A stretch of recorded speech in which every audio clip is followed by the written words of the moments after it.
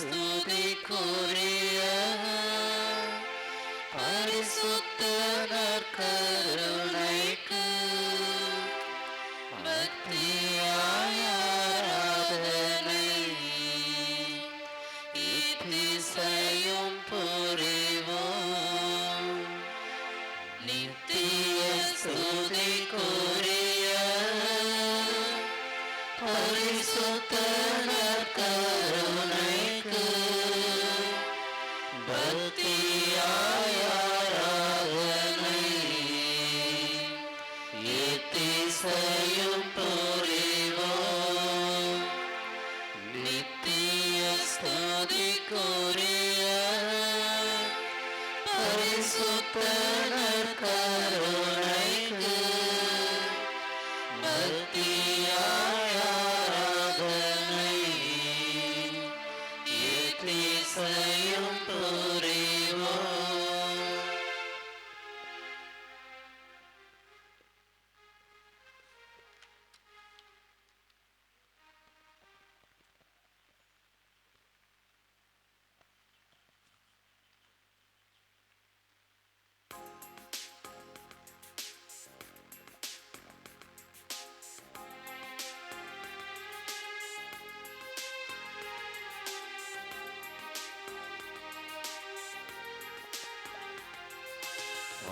வாழ்த்துகிறோம், வணங்குகிறோம், நற்கருணை நாதரை ஆராதிக்கின்றோம்.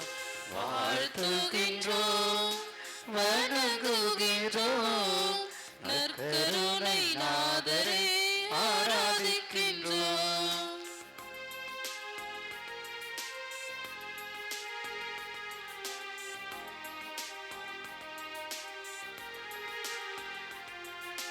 விடுதலையாக்கும் தெய்வமே ஆராதிக்கின்றோம்.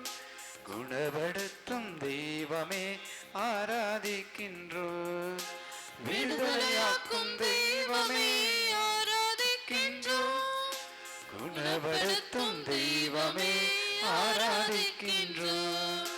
காண்கின்ற தெய்வமே ஆராதிக்கின்றோம்.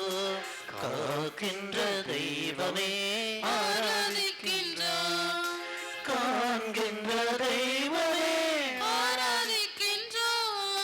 காக்கின்ற தெய்வமே ஆராதிக்கின்றோம். வாழ்த்துகிறோம், வணங்குகிறோம், நற்கருணை நாதரை ஆராதிக்கின்றோம்.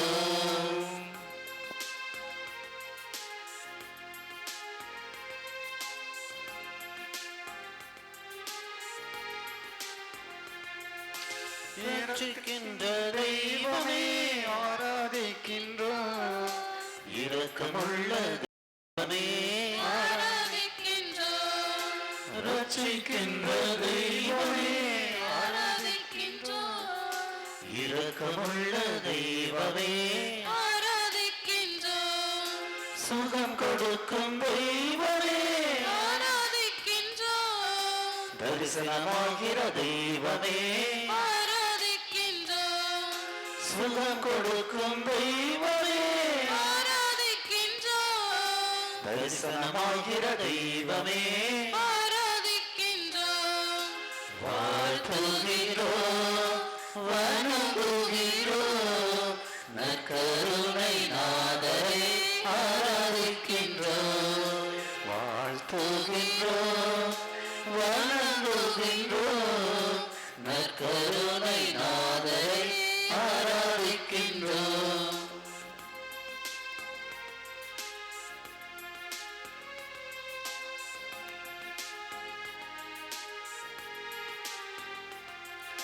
விண்ணப்பத்தை கேட்பவரே ஆராதிக்கின்றோம். கண்ணீரை காண்பவரே ஆராதிக்கின்றோம். விண்ணப்பத்தை கேட்பவரே ஆராதிக்கின்றோம். கண்ணீரை காண்பவரே ஆராதிக்கின்றோம். நோய்களை எல்லாம் தீர்ப்பவரே ஆராதிக்கின்றோம். சாத்தானை ஜெயித்தவரே ஆராதிக்கின்றோம். நோய்களை எல்லாம் சாத்தானை ஜெயித்தவரே ஆராதிக்கின்றோம் வாழ்த்துகின்றோம் வணங்குகின்றோம் நற்கருணை நாதரை ஆராதிக்கின்றோம் வாழ்த்துகின்றோம் வணங்குகின்றோம் நற்கருணை நாதரை ஆராதிக்கின்றோம் கருணை நாதரை ஆராதிக்கின்றோம். நம்முன் எழுந்தருளிருக்கிற நற்கருணை ஆண்டவரை நாம் வாழ்த்தினோம், வணங்கினோம், ஆராதித்தோம், போற்றினோம், புகழ்ந்தோம். இந்த நற்கருணை ஆண்டவரை ஒருமுறை உற்று பார்ப்போம். இதோ நம் முன்பாக எழுந்தருளிருக்கின்ற நற்கருணை ஆண்டவரை ஒருமுறை உற்று பாருங்கள். ஒரு முறைக்கு பல முறை இந்த ஆண்டவரை நாம் உற்று நோக்குவோம். நம் எல்லோருக்கும் எழுகின்ற ஐயம், இந்த நற்கருணை ஆண்டவரை உற்று பார்த்தால் நமக்கு என்ன கிடைக்கும், எந்த பலன், எந்த லாபம்? நம்முடைய வாழ்க்கை லாப நோக்கோடு கூடிய பயணமாக இருந்து கொண்டிருக்கிறது. அந்த ஒரு சிந்தனையில் தான் இந்த கேள்வியை உங்கள் முன்வைக்கின்றேன். ஆண்டவரை நாம் நோக்கினோம் என்றால் நமக்கு என்ன கிடைக்கும்? நமக்கு என்ன கிடைக்கும்? என்ன கிடைக்கும் என்பதை இன்றைய முதல் வாசகம் நமக்கு பதில் தருகிறது. நாம் ஆண்டவரை நோக்கினால் நமக்கு என்ன கிடைக்கும்? ஆண்டவர் இயேசுவில் அன்புக்குரியவர்களே, இதோ நற்கருணை பிரசனத்தில் அமர்ந்திருக்கிற நீங்களும் நானும் இன்றைய முதல் வாசகம் ஒரு நீண்ட நெடிய இறைவாசனம். இந்த இறை வார்த்தையில் இடம்பெறுகின்ற கதாபாத்திரங்கள் சூசன்னா, 2 முதியவர்கள், அவருடைய குடும்பத்தார், ஊர் மக்கள்.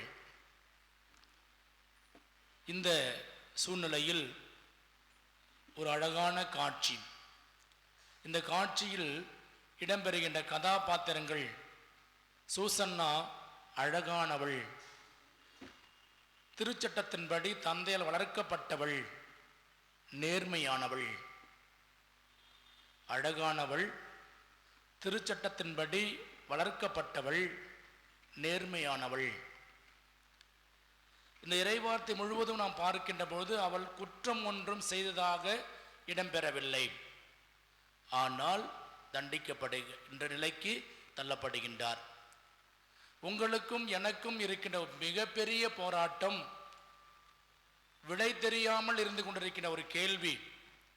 நான் ஒரு தீமையும் செய்யவில்லை, ஒரு பாவம் அறியவில்லை, ஆனால் நான் தண்டிக்கப்படுகிறேன், நான் நிராகரிக்கப்படுகிறேன், நான் ஏற்றுக்கொள்ளப்படவில்லை, நான் உதாசனப்படுத்தப்படுகிறேன், நான் அவமானப்படுத்தப்படுகிறேன்.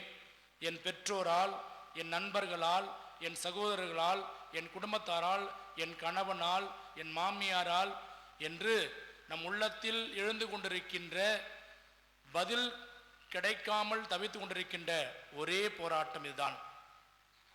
நான் ஒரு குற்றம் செய்யவில்லை, நான் ஒரு குறையும் செய்யவில்லை, நான் நன்றாக இருக்கிறேன், என் கடமையை செய்கிறேன், ஆனாலும் என்னை யாரும் ஏற்றுக்கொள்வது கிடையாது. எனக்கு எதிராக எத்தனையோ சூழ்ச்சிகள், எத்தனையோ கலகங்கள், எத்தனையோ தீமைகள் அனுதினமும் நான் எதிர்கொள்ள வேண்டிய நிலை இருக்கிறது என்பதுதான் உங்களுடைய என்னுடைய ஆதகமாக இருக்கிறது. அன்புக்குரியவர்களே, நாம் ஒன்றை கற்றுக்கொள்ள வேண்டும். நாம் தண்டிக்கப்பட வேண்டும், நாம் அவமானப்படுத்தப்பட வேண்டும், நாம் துன்புறுத்தப்பட வேண்டும் என்றால் பாவம் செய்ய வேண்டிய அவசியம் இல்லை. நாம் பாவம் செய்தால்தான் தண்டிக்கப்படுவோம் அல்லது தீமை செய்தால் தண்டிக்கப்படுவோம் என்பது அல்ல. மாறாக நீங்கள் நேர்மையாக இருந்தாலே, நீங்கள் உண்மையாக இருந்தாலே போதுமானது. நீங்கள் நேர்மையாக உண்மையாக இருந்தாலே போதுமானது. இந்த இறைவார்த்தையில் முதல் வாசல் இடம்பெறுகின்ற அழகான வரிகளை பார்க்கின்றோம். அவள் திருச்சட்டத்தின்படி வளர்க்கப்பட்டவள், நேர்மையானவர், ஒரு பாவம் அறியவில்லை, ஆனால் அவர் தண்டிக்கப்படுகிறாள். எத்தகைய தண்டனைக்கு? பெரும் பழி சுமத்தப்பட்டு, பெரும் பழி அவர் மீது சுமத்தப்பட்டு மரண தண்டனைக்கு உட்படுத்தப்படுகிறார். என்ன பாவம் செய்தோம் கேட்பான். ஆனால் அப்பொழுது அவருடைய நிலை என்ன? அதான் சொன்ன இல்லையா, அவள் அப்பொழுது அவரோ அழுது கொண்டே விண்ணக இறைவனை நோக்கினார்.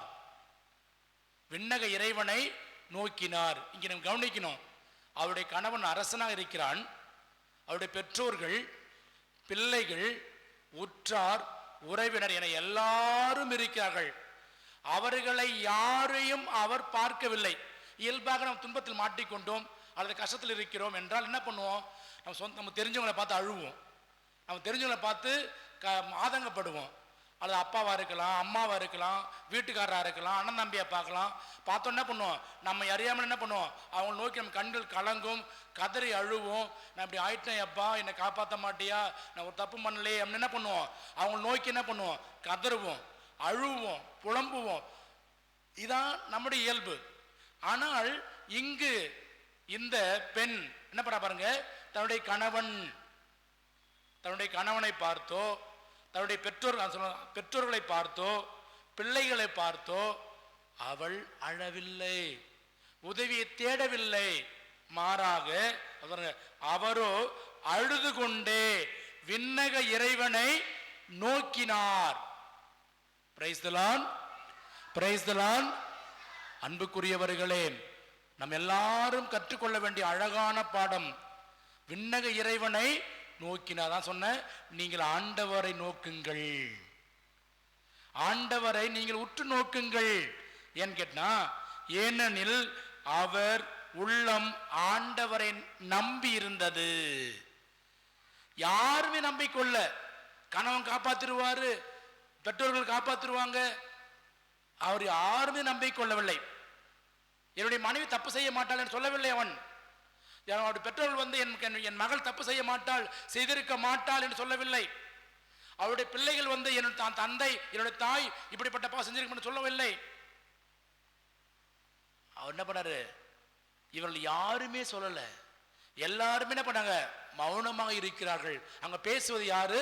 அந்த இரண்டு முதியவர்கள், நீதி வழங்கக்கூடிய இரண்டு முதியவர்கள் என்ன சொல்லுகிறார்களோ அதை அப்படியே எல்லாரும் ஏற்றுக்கொண்டாங்க. அதாவது அவங்க சொல்வதில் 100% உண்மை. அந்த உண்மையை அவருடைய கணவன், அவருடைய பெற்றோர், பிள்ளைகள், ஊர், சமூகம் என எல்லாரும் ஏற்றுக்கொள்கிறார்கள். அப்படி என்றால் என்ன? அவள் குற்றவாளி.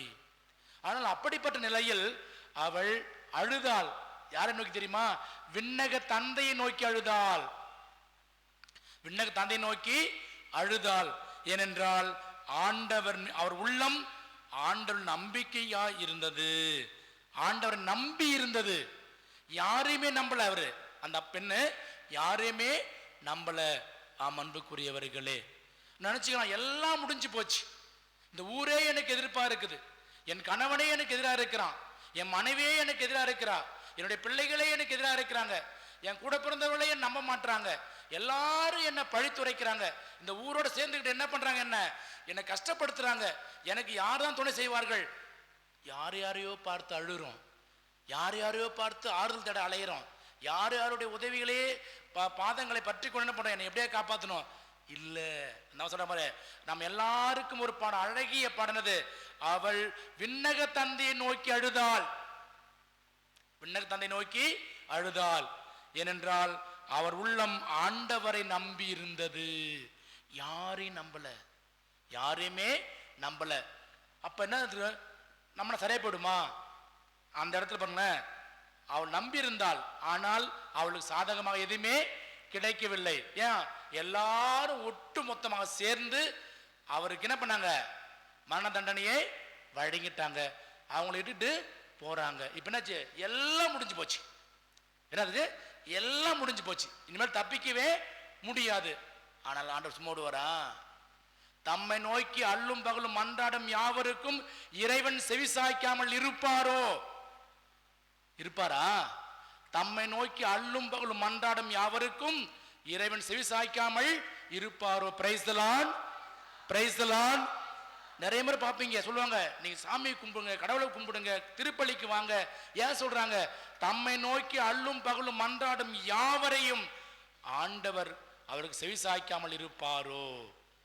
தம்மை நோக்கி மன்றாடும் யாவருக்கும் ஆண்டவர் அவர் பக்கம் சாய்ந்து அவருடைய மன்றாட்டுகளை கேட்கின்றார். நம்ம அவர் நோக்கி பார்க்கணும்.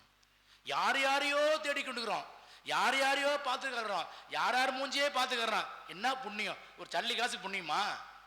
யார் யார் மூஞ்சியே தேடிக்கிறோம் போய் இல்ல. நாம் தேட வேண்டியது, நாம் விரும்பி நேசிக்க வேண்டியது, கண்டு மகிழ வேண்டியது இந்த ஆண்டவரின் திருமுகம். நாம் அமர்ந்து இளைப்பாற வேண்டிய இடம் ஆண்டவருடைய திருவடி. மணிக்கணக்கு வந்துடும், செல்போனை பார்த்துக்கிறோம். மணிக்கணக்கில் யாரோ வீட்டில் போன போய் பண்ண கதை பேசிக்கிட்டே இருப்போம். மணி போறது தெரியாது. அரை நாள் போயிடும், ஒரு நாள் போய்டும். சில வேலை நிறைய கதை பேசுவோம். ஆனால் ஒரு 10 நிமிஷம் ஆண்டோட திருவிழா உட்காருங்க. எதையோ பாடிட்டு இருக்கிறோம். ஒரு பாடல் ஆண்டவரை பாடுங்க, ஆண்டவரை புகழ்ந்து பாடுங்க, ஆண்டவருடைய திருநாம சொல்லுங்க. ஆண்டவர் நம்மை காப்பார். அந்த அந்த நம்பிக்கைக்குரியவர்கள் என்ன பண்ற இந்த பெண்மணி இங்கே இடம் பெறுகிறார். என்ன பண்றாங்க? நம்பிக்கையோடு ஆண்டவர் நோக்கினால் அழுது கொண்டே, மகிழ்ச்சியா இல்லை. நல்லா கவனிக்கணும். அந்த பிறகு மகிழ்ச்சி நிறைந்த நிலையில் அல்ல, துன்பமான நிலையில், கைவிடப்பட்ட நிலையில், நிராகரிக்கப்பட்ட நிலையில் ஆண்டவர் நோக்கி அழுகின்றாள். ஏனென்றால் அவர் உள்ளம் ஆண்டவரை நம்பியிருந்தது. அவள் நம்பிக்கை ஒரு காலம் வீணாகாது, ஒரு காலம் வீணாகுது. நம்ம எத்தனையோ பேர் நம்பி இருப்போம், ஏமாந்து போயிருப்போம். எத்தனையோ மனிதர்களை நம்பி இருப்போம், ஏமாந்து போயிருப்போம். கைவிட்டு இருப்பாங்க, இல்லைன்னு சொல்லியிருப்பாங்க, குற்றம் சுமத்திருப்பாங்க. நமக்கு நல்லவன் தெரியும், நம்ம நல்லவன் தெரியும். ஆனா வாய் திறக்க மாட்டாங்க. சமூகத்திற்கு அஞ்சி என்ன பண்ண மாட்டாங்க? இது உண்மை செஞ்சு சொல்ல மாட்டாங்க. அப்படியே அவன் மௌனம் காப்பாங்க. ஆனா ஆண்டவர் மௌனம் காக்க மாட்டார். ஆண்டவர் மௌனம் காக்க மாட்டார். தம்மை ஏனென்றால் அவர் நீதியின் கடவுள். அதான் நம்ம இறைவசனை கருத்தை பார்க்கிறோம். அவர் நீதியின் கடவுள். அந்த நீதியின் கடவுள் தம்முடைய மக்களை அவர் ஒரு காலம் கைவிட மாட்டார். அதுவும் சிறப்பாக தம்மி நம்பிக்கை கொண்டவர்களை அவர் ஒரு காலம் கைவிட மாட்டார். அதனால்தான் திருப்பலாசித்தோர், ஆண்டவரே நம்பினேன் நம்பினேன் உண்மையே நம்பினேன், நான் ஒருபோதும் ஏமாற்றம் அடைய விடாதையும். இந்த திருப்பல் வாசிக்கின்றோம். இருள் சூழ்ந்த பள்ளத்தாக்கு நடக்க நேர்ந்தாலும் தீமையானது இருக்கும் அஞ்சேன். ஏனென்றால் ஆண்டவருடைய கோலும் தடியும் என்னை காப்பாற்றும். என்னோடு இருக்கிறது, என்னோடு இருக்கிறது. ஆம் அன்புக்குரியவர்களே, நாம் ஆண்டவர் நம்பிக்கொள்கின்ற பொழுது எவ்வளோ பெரிய ஏமாற்றம், எவ்வளோ பெரிய துன்பம், எவ்வளோ பெரிய தீமை வரலாம், எத்தனையோ கெடுமதி சுற்றி கொண்ட மனிதர்கள் வரலாம். கவலைப்படாதீங்க, ஆண்டவர் நம்பிக்கை வைங்க, ஆண்டவரின் கண்களை பதிய வைங்க. ஆண்டவர் உங்களை காப்பாற்றுவார், உங்களை என்னையும் காப்பாற்றுவார், நம்ம எல்லாரையும் காப்பாற்றுவார். காப்பாற்றார். பார்த்தீங்களா?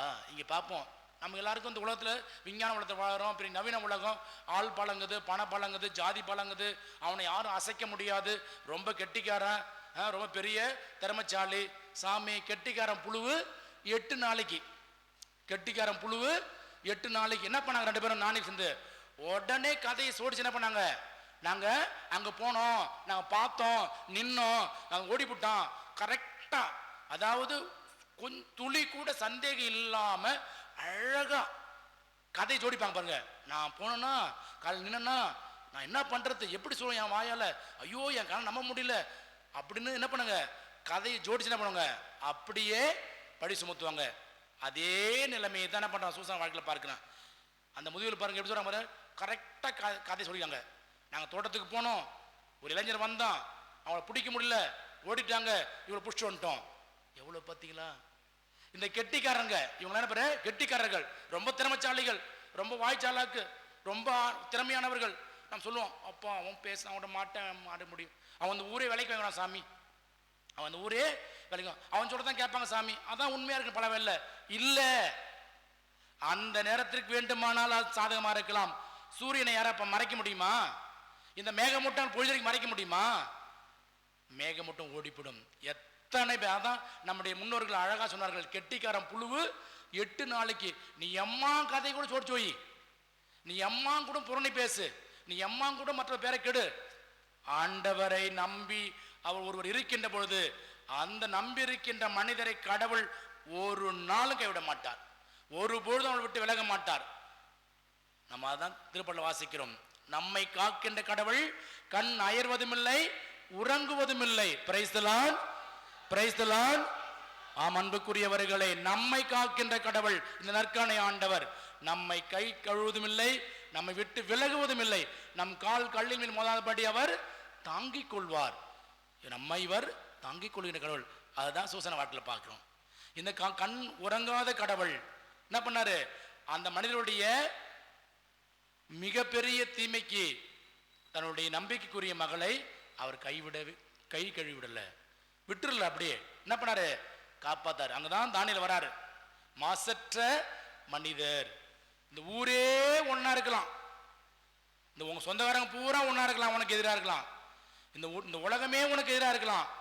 ஆனால் உன்னையும் என்னையும் படைத்த கடவுள் நம்மோடு இருக்கின்ற பொழுது நம்மை ஒன்றுமே செய்ய முடியாது. இந்த மனிதர்கள் நம்மால் ஒன்றுமே செய்ய முடியாது. மறந்து விடவே கூடாது. எப்பயுமே அந்த ஒரு நம்பிக்கை நீங்க விட்டு விடக்கூடாது. சூசன்னா ஆண்டவர் நம்பிக்கை கொண்டு இருந்தார்.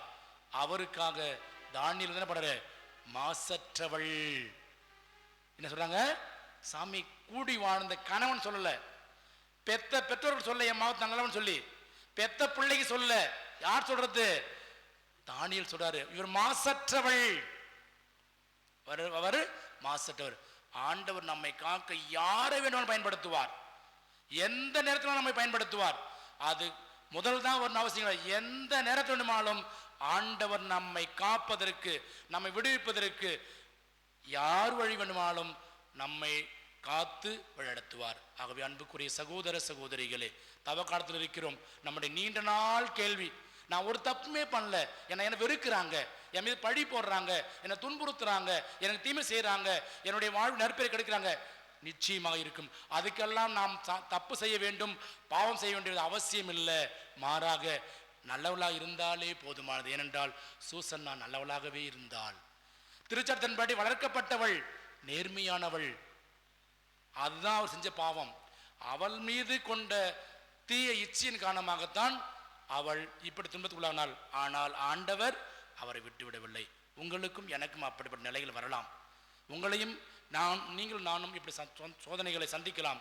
ஆனால் நாம் ஆண்டவர் நம்பியிருப்போம். எனவே நம் முன்னே இருக்கிற இந்த நற்கனை ஆண்டவரை உற்று நோக்குவோம். நம்முடைய குடும்பங்களை, நம்முடைய பிள்ளைகளை, நம்முடைய வேதனைகளை, வழிகளை ஒப்பு கொடுப்போம். அவரோடு பேசுவோம், இதயத்தோடு இதயமாக பேசுவோம். நம் மனம் அந்த ஆண்டவரோடு பேசட்டும். எத்தனையோ முறை அநீதியாக தண்டிக்கப்பட்டிருப்போம், எத்தனையோ முறை நம் பெயர்கள் கெடுக்கப்பட்டிருக்கும், எத்தனையோ முறை நம்முடைய உள்ளமும் மனம் நடுங்குகின்ற அளவிற்கு நமக்கு எதிரான சூழ்ச்சிகளை கட்டெழுத்து விட்டிருக்கலாம். எத்தனையோ மனிதர்கள் நம்முடைய பிள்ளைகளை எதிராக சூழ்ச்சிகளை கட்டெழுத்திருக்கலாம். எத்தனையோ மனிதர்கள் தங்களுடைய அதிகாரத்தை, ஆள்பலத்தை பயன்படுத்தி நம்மை இழிவுபடுத்தியிருக்கலாம். நம்முடைய உடைமைகளை, உரிமைகளை அபகரித்திருக்கலாம். கவலைப்படாதீங்க, இந்த ஆண்டவர் நமக்காக இருக்கிறார். நம்மை காக்கின்ற கடவுள். இவர் கண் அயர்வதும் இல்லை உறங்குவதும் இல்லை. நம்முடைய கால் கல்லில் மோதாபடி நம்மை தாங்கிக் கொள்கின்ற கடவுள். விடுதலை பண்ணுள்ள அழகா வாசிக்கின்றோம், அஞ்சாதீர்கள், நிலை கொள்ளையாதீர்கள், நீங்கள் ஆண்டவருடைய வல்லச்சலை காண்பீர்கள் சொன்ன கடவுள் உடைய அன்புக்குரிய பிள்ளைகள். எனவே நாம் அஞ்ச வேண்டாம், கலங்க வேண்டாம். நமக்காக போராட, நமக்காக வெற்றி பெற்று தர இதோ நற்கனை ஆண்டவர். இந்த ஆண்டவரை ஒவ்வொரு நாளும் உற்று நோக்குவோம். ஒவ்வொரு நாளும் அவருடைய பாதுகாப்பில் நம்மை ஒப்பு கொடுப்போம். அவரையே நம்பியிருப்போம், அவரை மட்டுமே நம்பியிருப்போம், அவரையே நம்பியிருப்போம், அவரை மட்டுமே நம்பியிருப்போம். நாம் காப்பாற்றப்படுவோம். நாம் வாழ்வடையும் நம்பிக்கையோடு இந்த பாடலை இப்போது பாடுவோம்.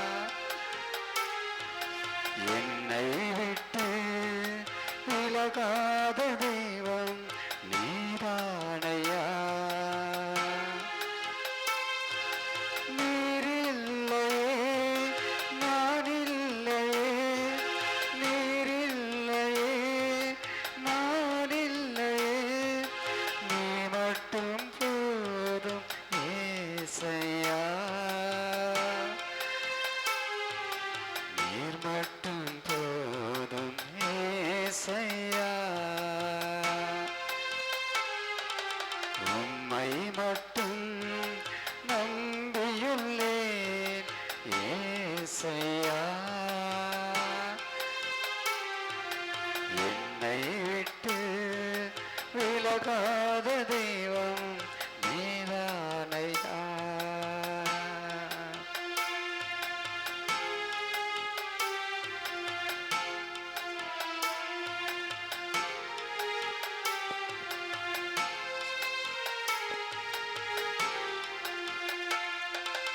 ஊரும் பாரும் வெறுத்தாலும் நீ மட்டும் போதும் இசையா.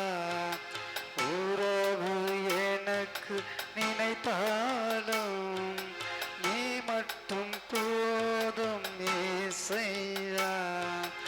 உதறி விட்டு சென்றாலும் நீ மட்டும் போதும் இசையா. நீ மட்டும் போதும் இசையா. உம்மை மட்டும் நம்பியுள்ளேன் இசையா. என்னை விட்டு விலகாத தெய்வம் நீதானையா.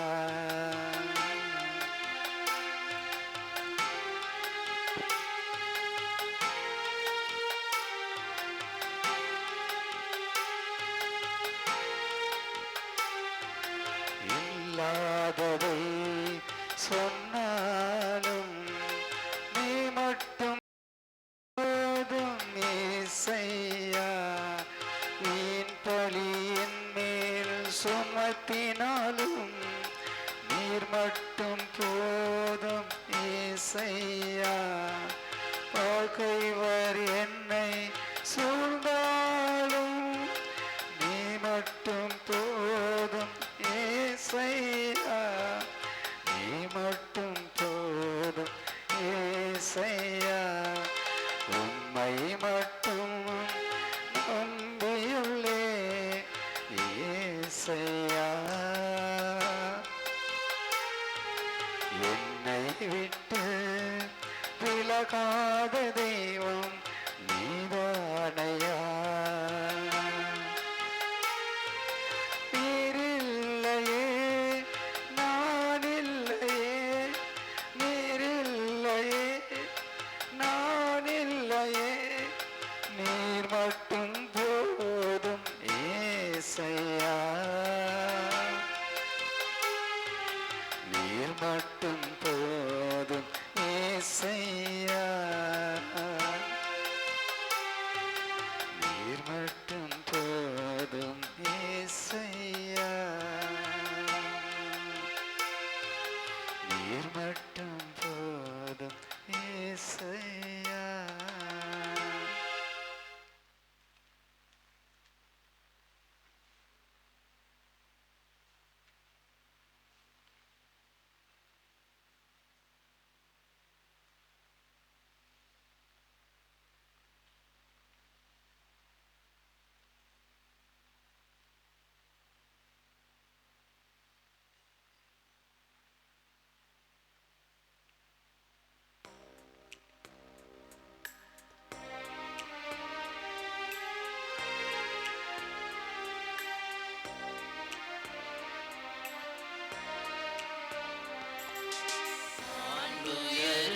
வரும் சாதனத்தை தாழ்ந்து பணிந்து ஆராதிப்போம். பழைய நியம முறைகள் அனைத்தும் இனி மறைந்து முடிவு பெறுக. புதிய நியம முறைகள் வருக. புலன்களாலே மனிதனை அறிய இயலா குறையை நீக்க விசுவாசத்தின் உதவி பெறுக. பிதாவர்க்கும் சுதனவர்க்கும் புகழ்ச்சியோடு வெற்றியாற்றும். மீட்பின் பெருமை மகிமையோடு வலிமை வாக்கு ஆகுமாக. இருவரிடமாய் வருகின்றவரா தூய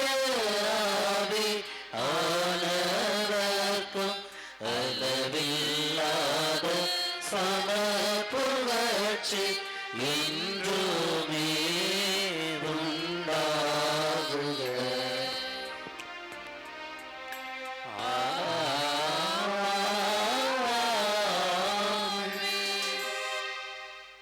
மன்றாடுவோமாக.